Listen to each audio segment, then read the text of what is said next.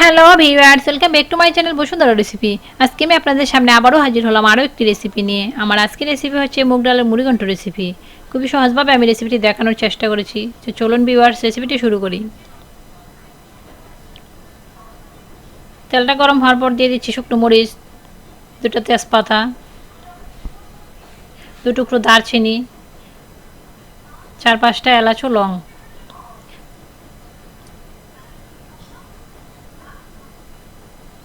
এই যে half cup পেঁয়াজ কুচি, 2-3টে রসুনের কোয়া, এগুলোকে একটু ভেজে নিচ্ছি।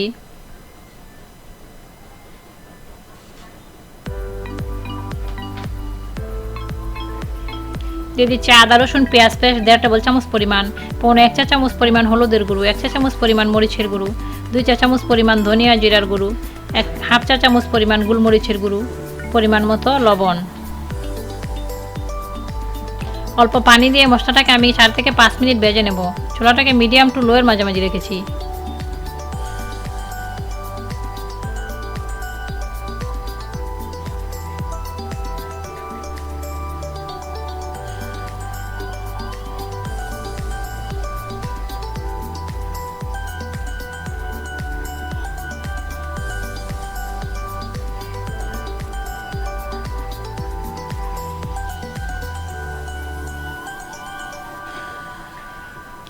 এখানে আমি 1 কাপ পরিমাণ মুগ ডাল ব্যবহার করেছি। মুগ ডালগুলোকে আগে থেকে ভেজে ধুয়ে পানিটা ছাড়িয়ে রেখে দিয়েছিলাম।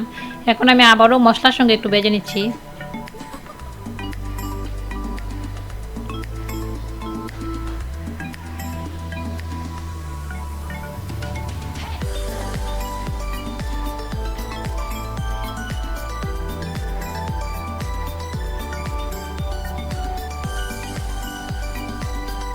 দিয়ে দিচ্ছি মাছের মাথাটা দেওয়ার পর কয়েকবার আমি নেড়ে দেব, ঢাকনা বন্ধ করে কষিয়ে নেব।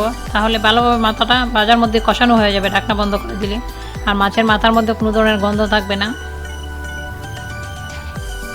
এখন দিয়ে দিচ্ছি পরিমাণ মতো পানি।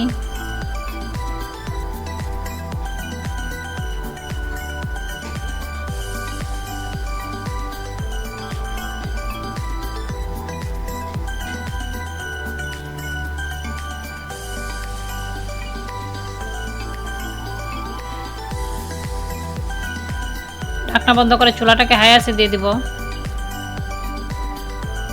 ঢাকনা উঠিয়ে একটু নেড়ে দিচ্ছি।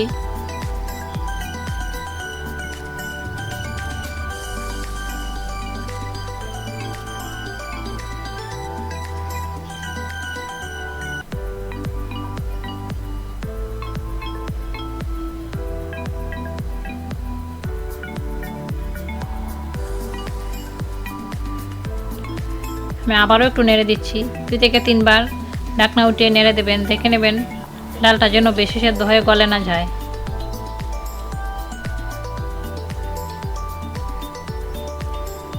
ঢাকনা দিয়ে দিচ্ছি।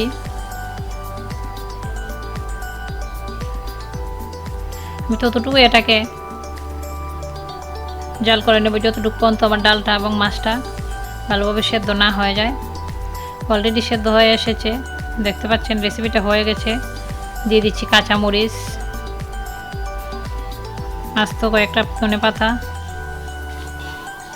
রেসিপিটা খুব সহজভাবে দেখানোর চেষ্টা করেছি, একবার হলেও ট্রাই করবেন। আর রেসিপিটা দেখার পর অবশ্যই লাইক কমেন্ট শেয়ার করতে ভুলবেন না।